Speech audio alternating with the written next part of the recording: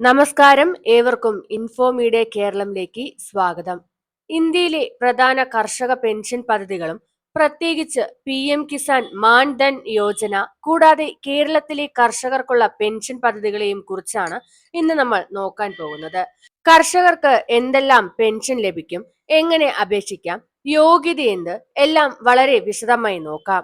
ഈ video skip ചെയ്യാതെ അവസാനം വരെ കാണണം. ആദ്യം തന്നെ കേന്ദ്ര സർക്കാരിന്റെ പ്രധാന കർഷക പെൻഷൻ പദ്ധതിയായ പ്രധാൻ മന്ത്രി കിസാൻ മാൻ ധൻ യോജന. ഈ പദ്ധതിയിലൂടെ ചെറിയതും മാർജിനൽ കർഷകരുമായ 18 മുതൽ 40 വയസ്സ് വരെയുള്ളവരെ ലക്ഷ്യമിട്ട് വോളണ്ടറി പെൻഷൻ സ്കീമാണിത്. 60 വയസ്സാകുമ്പോൾ മാസം തോറും 3000 രൂപ പ്രതിമാസം പെൻഷൻ ലഭിക്കുന്നതായിരിക്കും. ഈ പെൻഷന്റെ വലിയ ഗുണം കർഷകൻ മരിച്ചുപോയാൽ ഭാര്യയ്ക്കോ ഭർത്താവിനോ 50% ഫാമിലി പെൻഷനും ലഭിക്കുന്നതായിരിക്കും. ഈ സ്കീമിനായി എത്ര പണം മാസം തോറും നൽകേണ്ടി വരും? വയസ്സിനനുസരിച്ചായിരിക്കും നമ്മൾ കോൺട്രിബ്യൂഷൻ ചെയ്യേണ്ടത്. 18 വയസ്സെങ്കിൽ 55 രൂപയും, 30 വയസ്സെങ്കിൽ 100 രൂപയും, 40 വയസ്സെങ്കിൽ 200 രൂപയുമാണ്.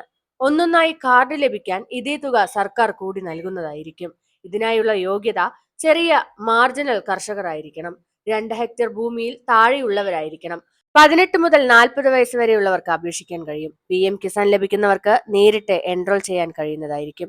ഇതിൽ നിന്ന് EPFO, NPS, ESIC contributors, income tax payers, big farmers ഇവരെയെല്ലാം ഒഴിവാക്കപ്പെടും. ഈ അപേക്ഷ എവിടെയാണ് നൽകേണ്ടത്? CSC സെന്ററുകൾ, PMKMY പോർട്ടലിലൂടെയും PM കിസാൻ ഡാഷ്ബോർഡ് വഴിയും ഓട്ടോ എൻറോൾമെന്റ് ചെയ്യാൻ കഴിയുന്നതായിരിക്കും. LIC ആണ് ഫണ്ടുകൾ മാനേജ് ചെയ്യുന്നത്. അതുകൊണ്ട് സുരക്ഷിതവും ഉറപ്പുമായ സ്കീമാണിത്. രണ്ടാമതായി കേരള സ്റ്റേറ്റ് ഫാമേഴ്സ് പെൻഷൻ സ്കീമാണ്. കേരളത്തിൽ കേന്ദ്ര പദ്ധതികളോടൊപ്പം സംസ്ഥാന സർക്കാർ തന്നെയും 2 പ്രധാന പെൻഷൻ പദ്ധതികൾ നടത്തുന്നു. അത് നമുക്ക് എങ്ങനെയെന്ന് നോക്കാം. അതിൽ ആദ്യത്തേത് അഗ്രികൾച്ചർ ലേബർ പെൻഷൻ, ALP. കർഷക പണിയിലൂടെ ജീവിതം നേടുന്ന അഗ്രികൾച്ചർ ലേബേഴ്സിനുള്ളതാണിത്. 60 വയസ്സ് കഴിഞ്ഞിരിക്കണം. കുറഞ്ഞത് 10 വർഷം കേരളത്തിൽ താമസിക്കണം. വെൽഫെയർ ഫണ്ടിൽ സംഭാവന ചെയ്തവർക്ക് മുൻഗണന ലഭിക്കുന്നതായിരിക്കും. വരുമാന പരിധി, ദരിദ്ര വിഭാഗങ്ങൾ, വിധവ, വികലാംഗർ തുടങ്ങിയവർക്ക് അധിക നേട്ടങ്ങൾ ലഭിക്കും. പെൻഷൻ തുക ഇപ്പോൾ നൽകിയിരിക്കുന്നത് സംസ്ഥാന സർക്കാരിന്റെ വാർഷിക ബഡ്ജറ്റ് അനുസരിച്ചാണ്.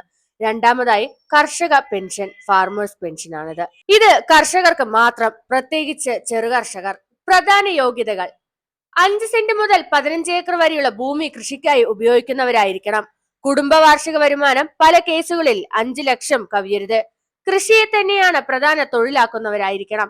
കൃഷിയുമായി നേരിട്ട് ബന്ധമുള്ളവരായിരിക്കണം. വാഴ, തേങ്ങ ഇനങ്ങൾ, പുഷ്പകൃഷി, പച്ചക്കറി, ജൈവകൃഷി, കൃഷിഭൂമി പണി ചെയ്യുന്നവർ. ഇതിനായുള്ള ആനുകൂല്യം മാസവേതന പെൻഷൻ തുക സമയാസമയം സംസ്ഥാന സർക്കാർ പുതുക്കുന്നതായിരിക്കും. സിംഗിൾ വിൻഡോ സബ്മിഷൻ ആയിരിക്കും. LSGD പ്ലസ് കൃഷിഭവൻ വഴിയുള്ള പരിശോധനയിലൂടെയായിരിക്കും നടക്കുക. ഇവിടെ പലർക്കും ആശങ്ക വരുന്നത്, PM കിസാൻ ഉണ്ടെങ്കിൽ PMKMY കിട്ടുമോ? പക്ഷേ തീർച്ചയായും ലഭിക്കുന്നതായിരിക്കും. PM കിസാൻ ഓൾറെഡി ബെനിഫിഷ്യറീസ് ആണെങ്കിൽ CSCയിൽ പോയി വിരൽ മുദ്ര കൊടുത്താൽ ഇൻസ്റ്റന്റ് വെരിഫിക്കേഷൻ വഴി PMKMY യിൽ ജോയിൻ ചെയ്യാം. ഇത് കർഷകർക്ക് പെൻഷൻ പ്ലസ് 6000 രൂപ വാർഷിക വരുമാനം എന്ന ഇരട്ട ആനുകൂല്യമാണ്. ഇതിനെക്കുറിച്ച് കൂടുതൽ എങ്ങനെ അറിയാൻ കഴിയും? ഏവർക്കുമുള്ള ഗവൺമെന്റ് വെരിഫൈഡ് ലിങ്കിനെ കുറിച്ച് നമ്മൾ പെട്ടെന്നൊന്ന് നോക്കാം.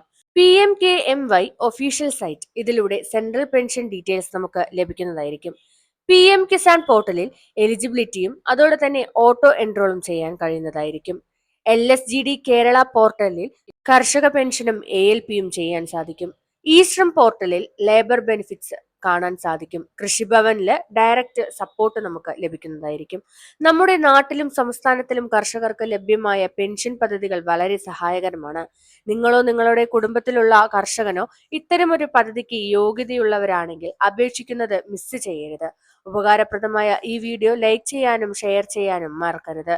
ഇതുപോലെയുള്ള ഇൻഫോർമേറ്റീവ് വീഡിയോസിനായി ചാനൽ സബ്സ്ക്രൈബ് ചെയ്ത് സപ്പോർട്ട് ചെയ്യുക. താങ്ക്